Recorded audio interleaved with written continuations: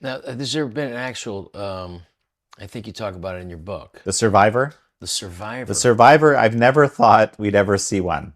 Like Well, in a first of million all, years, the right? idea that somebody who is either a Uyghur or Falun Gong member who's been subjected to this involuntary organ transplant and somehow not get murdered or survived, first of all, that had to have been early in this process of this, I guess, making a factory type of system that the Chinese would use. It must have been early because they didn't murder this guy.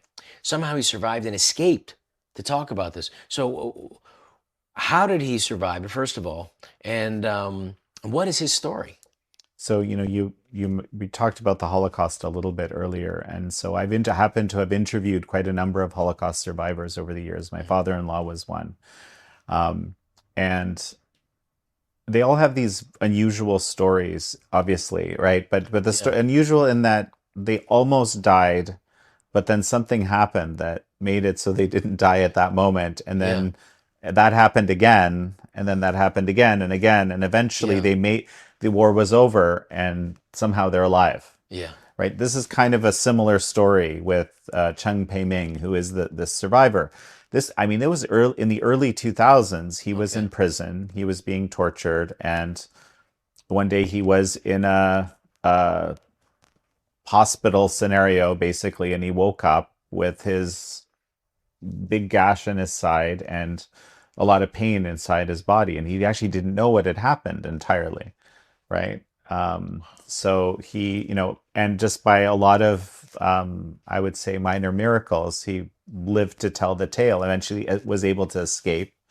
And years later, it took him years to sort of, decide that he wanted to kind of go public with this. So he must have went to a doctor at some point and then some sort of Correct. X-ray. Well, he was hiding in Thailand for a number of years, Okay. right? This happened in the early 2000s. Then he was hiding. I actually worked on an underground railroad helping bring basically prisoners of conscience out from China through Golden Triangle into Thailand. We were helping get Yeah. them UN refugee status back in the day. So there was this path, and perhaps he used that. I've actually never Yeah. asked him specifically Okay. whether he used that exact route, but he was there for a number of years, and then Bob Destro, who in the first Trump administration was the Assistant Secretary of State for Democracy, Rights, and Labor, he ended up rescuing him to the United States. So once he was in the United States, Yeah.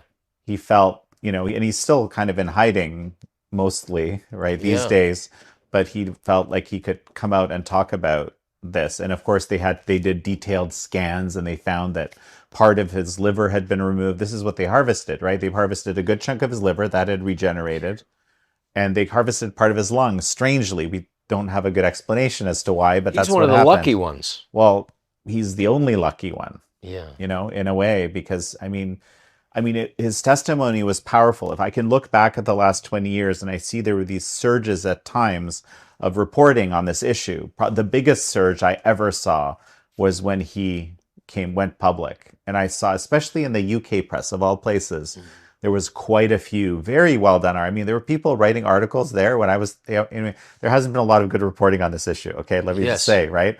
But there were a few pieces in I think it was in the Telegraph. I can't remember. I think Telegraph, actually. And I was just like, Right. man, this is like the best article I've read. I wish I had written this Yeah. article. There were a few really powerful pieces that were done that really explained the reality of the situation. So, I feel he's played a very important role against all odds, in getting, I don't know, the awareness, but it's still very low because of this hard to believe. There's actually one of the Yeah. great documentaries about this issue that was on PBS some years ago was actually called Hard to Believe, Yeah. because it is It that is. all this is real. That yeah.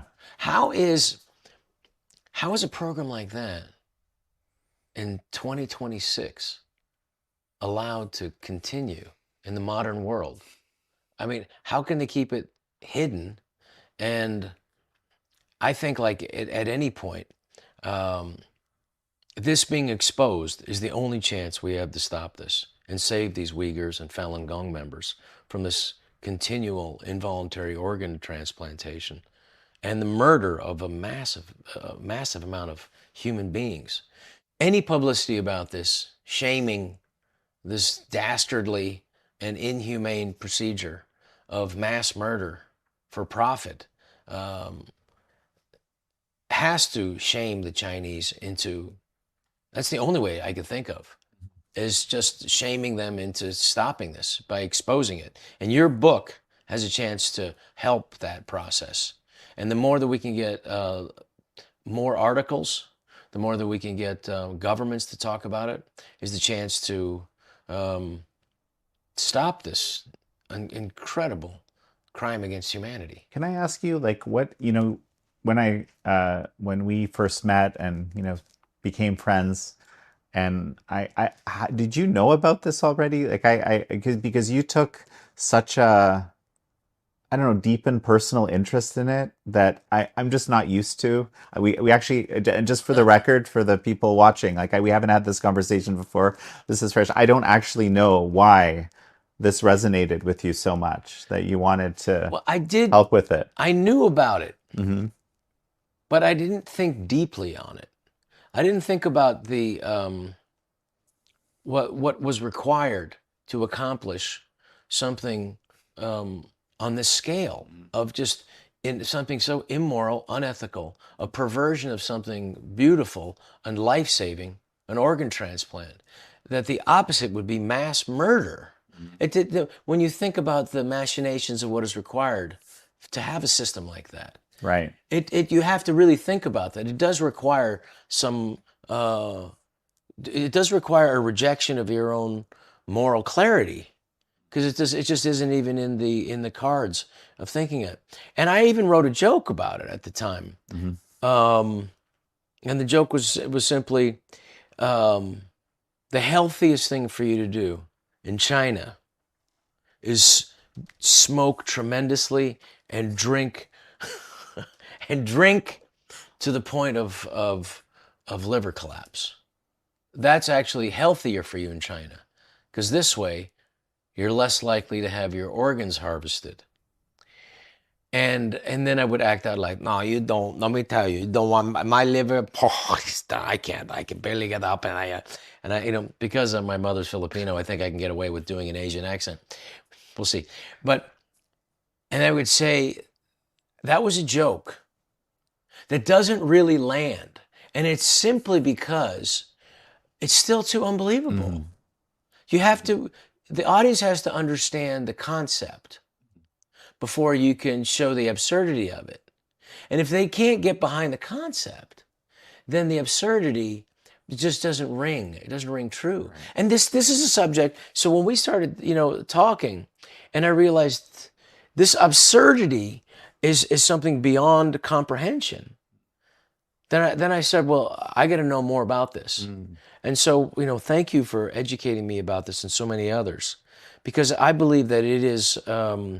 It's really one of the great evils of today, I think it's one of the great evils ever. I mean, even if you take a look at the Nazi doctors paled in comparison. I mean, they did experiments which were ghastly.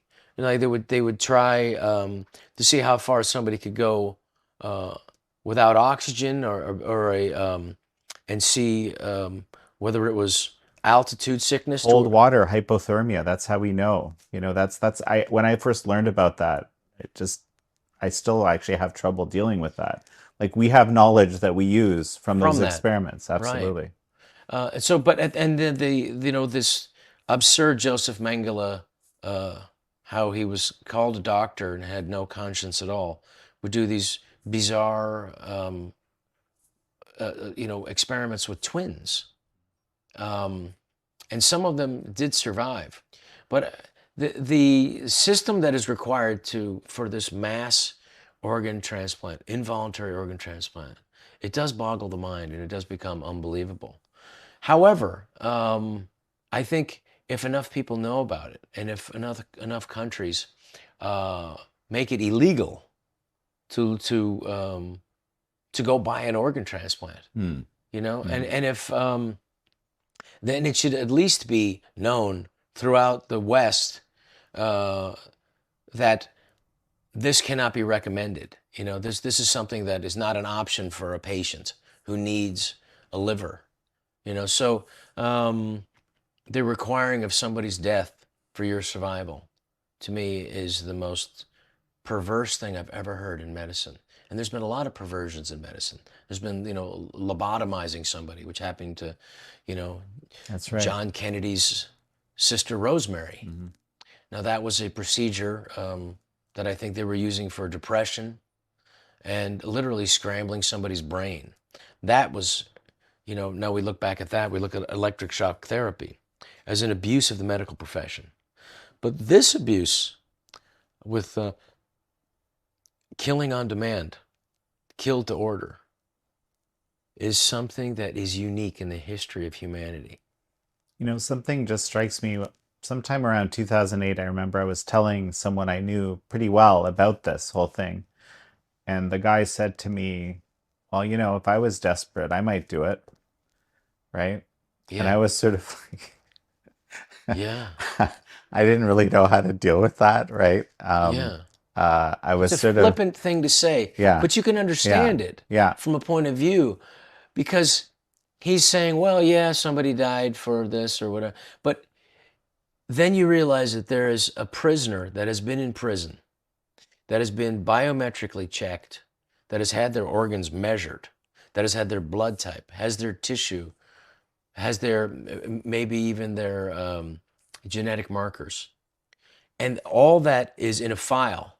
And they are essentially in prison in a file, waiting to be used and killed to order for this particular person's organ.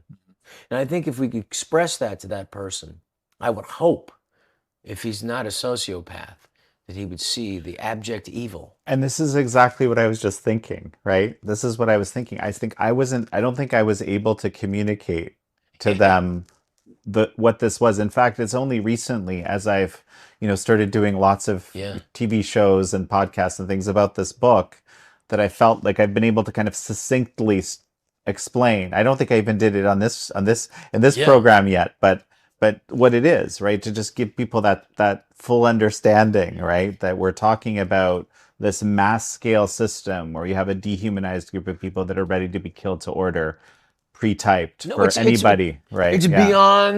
It's beyond human imagination. It literally is. If you made a horror movie about it, people go, I don't know, I don't believe that. That's too crazy. Coma. Do you remember Coma? Yes, I do remember. 1976. It gave me horror. It gave me nightmares. Geneviève Biot was the star of that. And a great Canadian French actress. Amazing. She's fantastic. But it really is the Charlton Heston. This kill to order, the Chinese harvesting of organs, is really the Charlton Heston moment in Soylent Green. They're eating people. It is that moment. And I think that I would be interested to see and talk to people who've had that. Like, and how do you live with yourself? And I guess for people who feel that their lives are more valuable than others, and maybe they don't have a problem with their conscience, can live with that. I hope I'm not one of them. So as we were preparing for this, I was alerted to the fact by our new producer that there's a film that came out in 2019 with like a all-star cast, right? I'm talking about Antonio Banderas. I'm talking about Gary Oldman. Meryl Streep's in it, that actually features this issue. It like dedicates a significant, few minutes to this issue, which is kind of shocking. I thought maybe we could actually watch it. What's the movie called? It's called The Laundromat. I think it refers to money laundering, actually. Okay. But I don't know how I missed it. Yes. Let me tell you a story so you can fully understand my concerns. Make sure our guest has a drink for this story.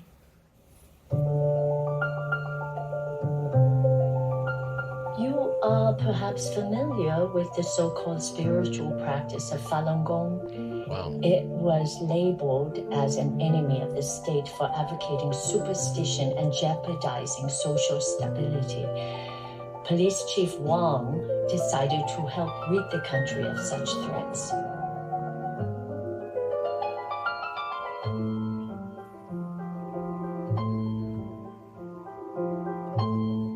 He became feared throughout the land for the techniques he employed.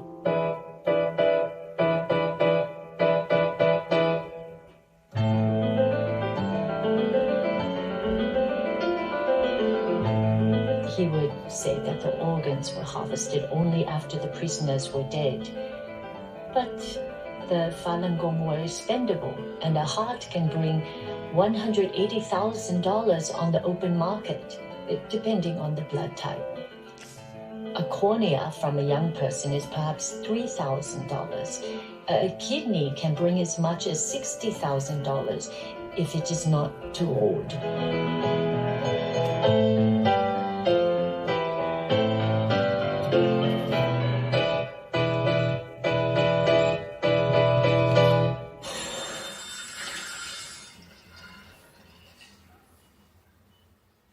So, I guess not a lot of people I know watch this film or something Yeah. because, It's so grotesque, but you see but the it's horror it's somewhat accurate. It's the highest production value depiction of of this. this whole thing I've ever seen. That's for Yeah. sure. Well, I think we should maybe do a movie about that survivor who survived and got out. I think that's a very real possibility. Because I do think that, I do think for sure that culture is, they say politics is downstream from culture, but culture is downstream from entertainment. Something just occurred to me. I saw that, the US government is, well, of course, we know for a while now that freedom of speech is a strong priority of the US government. But I was Now, seeing this government. this government, absolutely. And I saw, something else recent, just, as we're filming this morning, I haven't even had a chance to read the article yet, but about freedom.org, and which, this free speech initiative that Sarah Rogers, the Undersecretary of State, is leading, but to facilitate freedom of information in China. I saw that there's some kind of component there, which I'm like massively supportive of. I actually think that the absolute most useful, powerful thing that the US government could do would be to facilitate various ways in which the Chinese people could just get access to general free information. Well, hopefully Elon Musk right. can help with that, Right. with his satellite system. Right. Well, interesting though, because I think that's the way out of this system. Well, I mean, the way to end this. But they would the Chinese people now, they maybe have heard rumors. I think most Chinese people do not understand there's a kill to order industry in their own Right. country, because it's, maybe there's rumors. They know that the system can do terrible things to Right. people. They know that viscerally because everybody in their families has some story, at least in the past, of this sort of thing, extreme violations happening to them, and their families. But I don't know if they really know. But I think if they understood the level of Yeah. depravity that the Communist Party That their own leaders. has stooped to, maybe that would actually make a profound difference. I think it I would. would hope so. I think somebody like Elon Musk having a satellite system that could get through so people could actually find news outside of what they're just being force fed by the same Chinese Communist Party line. I think that could be impactful. We're in an unusual time around this issue, where I feel like we all have been, a lot of our society has been through a lot, especially the COVID years. Yes. Right? I feel like people, there's these, Epstein file revelations and just all the types of terrible things that we now know, aside from individual guilt, but I think they expose just a lot of really a lot of nastiness that has sort of existed in the underbelly of society. I mean, I think it can help. The Shed light. silver lining might be Yeah. that people be like, wait a sec, okay, maybe this forced organ harvesting thing isn't science fiction, actually. Maybe it's real. I think that for me, subconsciously, what got me very interested in this subject was after experiencing COVID and the lies that the medical agency, the medical establishment, that our governments, that our media, that was required to keep this lie going, and the facilitation of the vaccine that they promised worked, that you can't get it, you can't give it, and the idea that you shouldn't do your own research, you shouldn't think for yourselves. So that seeing that organized misinformation and that manipulation that required a government, that required the media, and that required the medical establishment to manipulate and censor. That was that made this easier to digest, in the sense of, if they're capable of doing that, then yes, go down the road even more to an unimaginable, unethical, immoral perversion of organ transplantation and life-saving procedure, to the opposite. Kill to order, murdering people for somebody else, for somebody else's kidney, somebody else's heart. So I do think that, and I do think society in general now would be able to, for those who choose to see, because there's still people trapped in their bubble. There's still people who believe everything the government said about COVID. They're mostly of one particular political party. But however, I think most people have woken up to it. So therefore, I think it's more now so than 10 years ago, 6 years ago, 15 years ago. I think there will be more of a willingness to see the unseeable. And I hope that they do. As well as I hope our government, the Trump administration, somebody high up in the Trump administration, maybe the president himself, when he meets with the Chinese leader, would say, this must stop. This inhumanity, this crime against humanity, this murder, kill to order, must stop. It is a degradation of the great heritage of the Chinese people. And I would hope that happens.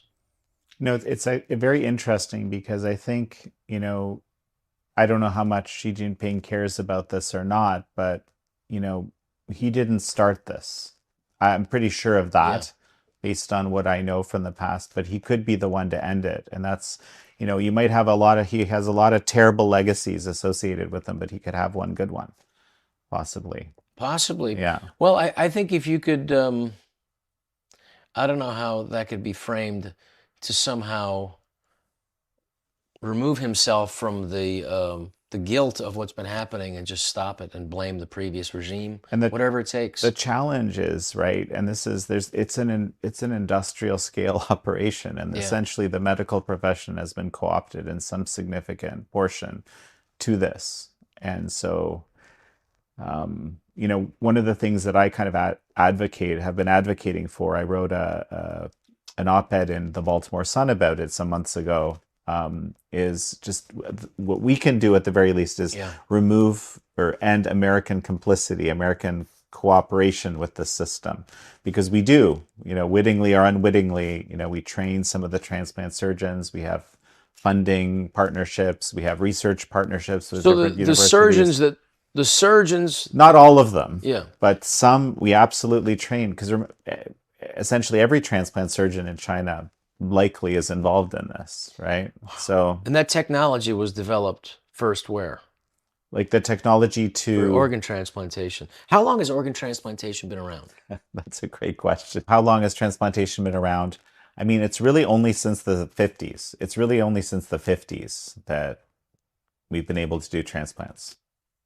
Yes, but the successful transplants where they figured out the anti-rejection drugs, taking it, even if it's a close match for whether it's a liver, a kidney, or a heart transplant, it still has got to be pretty close.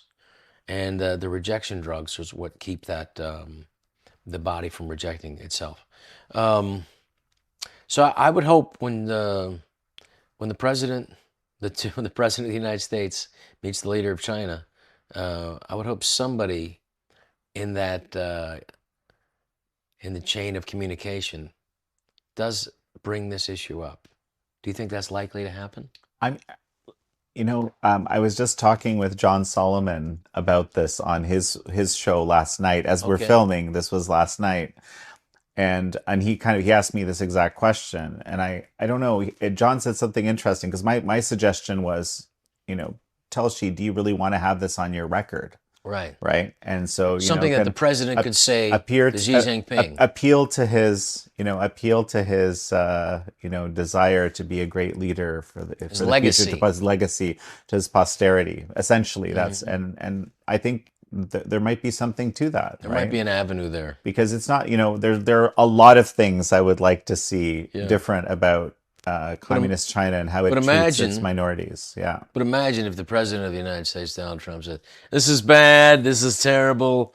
You should not be killing people and taking their organs. It's terrible." Something like that. I mean, could have worldwide repercussions from that. I mean, I think it could only have a positive effect, actually. Oh, yeah. Anytime you expose this, I mean, we really have to expose this. When you think about, when I think about the Holocaust and think about how it was unbelievable to people, and thinking about, in my mind, it's crossed my mind 1,000 times. Why didn't they just bomb those empty trains? Why didn't they bomb the tracks? Why didn't they? It's like, it was amazing. Like when Anne Frank left Holland, when she left Amsterdam, she left after the American forces and the Allied forces already landed in Normandy. This is she didn't leave till August. They landed June 6th. They didn't go north, They didn't go to Holland. And so there was still people, still trains, still working. And the Allies at any time could have blown up those tracks, could have ended that. And they didn't, So how much longer can this go on before somebody blows up these tracks? Somebody has to do it. I think the United States is, if there was a constant drumbeat about this, I think the Chinese are vulnerable to information, obviously, and they are susceptible to public perception. And I think that's a given. So I think the more that there could be light brought into this particular issue, the more chances are that the Chinese will stop this horrible crime against the Uyghurs and the Falun Gong. And I hope it's soon. And I would hope that the good people in China, and while I realize that the Chinese government is the enemy of the American people and our way of life, the communist system itself, but specifically the Chinese government, the people in China are not.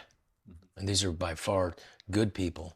And against all odds, by the way. That's my experience, right? Yeah. That's my absolute experience. There's tens of millions of people in China that are, actually actively changing it for the better as we speak. Yeah. Like they're educating the public about the Chinese Communist Party and this organ harvesting and so forth, right? I'm talking about the Falun Gong practitioners. That's what they do. They go out into society and talk about what Falun Gong really is, try to, debunk this horrible dehumanizing propaganda that's been pushed out, continues to be pushed out against them. Yeah. At the same time, educating actually the problem is the Chinese Communist Party, not them or not other minorities or not any of these groups which are labeled as the black groups that the society is supposed to struggle against. I mean, it's actually probably, it's one of the, if not the largest, one of the absolute largest civil disobedience movement, peaceful ones in the world right now. So anyways, there's an amazing, in China proper. Yeah. This is the amazing kind of part of the story, which I don't get to tell often enough. I talk about it a little bit as you know, towards the end of the book, but anyway, there's in every situation, there are always, right? Hope. Always. And there's always these good people. And it seems like in any totalitarian system, there are good people that are being held prisoner, literally, to a system that just wants complete, utter control and that wants to take away the spirit of the people. That's what's so surprising, because if you look at the Falun Gong and what their whole belief system is beautiful. They believe in, walk me through it. It's truthfulness, compassion, and forbearance. Actually, that third term it's a little bit more complicated. It has to do with tolerance to pain, but also the idea that pain is a positive thing, right? Stoicism fits in. Well, suffering for the right reason, not unnecessary suffering. Well, but just actually suffering of any sort. This is the thing, right? Like when we experience pain, we live in a society right now, right? It wants to avoid it. almost at any Yeah. cost, right? It And of hurts. course, you create a lot of suffering trying to avoid suffering. But Yeah.